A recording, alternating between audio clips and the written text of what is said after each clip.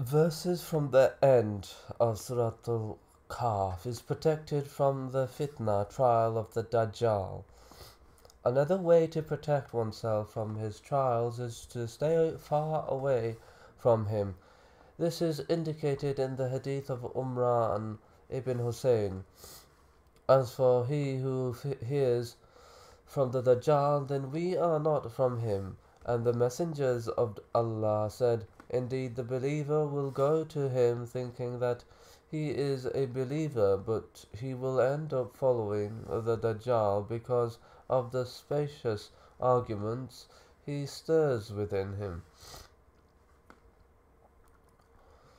Living in the inviolable cities of Al-Madinah and Mecca protects one from the fitna of the Dajjal.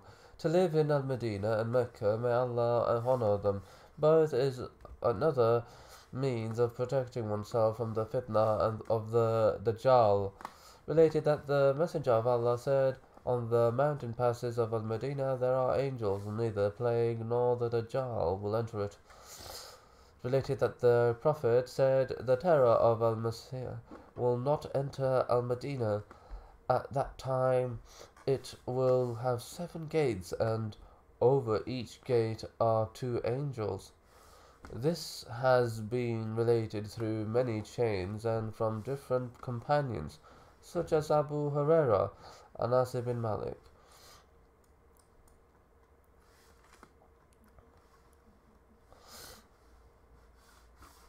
Related that the Messenger of Allah said that Dajjal will come to Al-Madinah and he will find angels guarding it, so that neither plague nor the Dajjal enters it, inshallah, and it is established in that he will not enter Mecca or Medina, for angels will prevent him, and that is because of the honor and distinction of those 2 cities. They are both inviolable places of safety. The Dajjal will remain in a barren, salty land beside Al-Madinah, and then Al-Madinah will shake its inhabitants 3 times, either tangibly or in meaning, based on the 2 opinions in the issue, and every male and female hypocrite will leave it at that point. Medina will expel its filth and its goodness will shine. And Allah knows best. A summary of Ad-Dajjal's life. The curse of Allah upon him. He is a man from the children of Adam. Allah created him to be a test for the people at the end of time.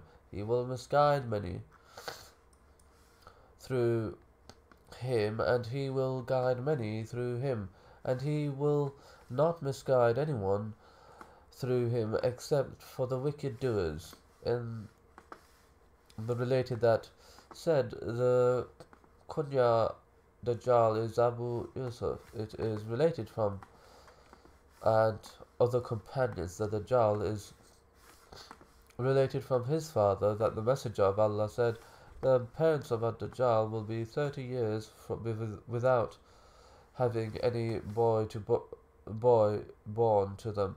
Then a boy will be born to them, one-eyed, most harmful, and of least benefit. His eyes sleep, but his heart does not sleep. He then described his parents, saying, his father is Mudtarib, tall with little fat, with a long nose, as if it is a minka. Minka. His mother is a woman who has enormous breasts. Then news reached us that a child was born among the Jews of Al-Madinah, and I went until we reached the child's parents, and we found that they were of the description given by the Messenger of Allah.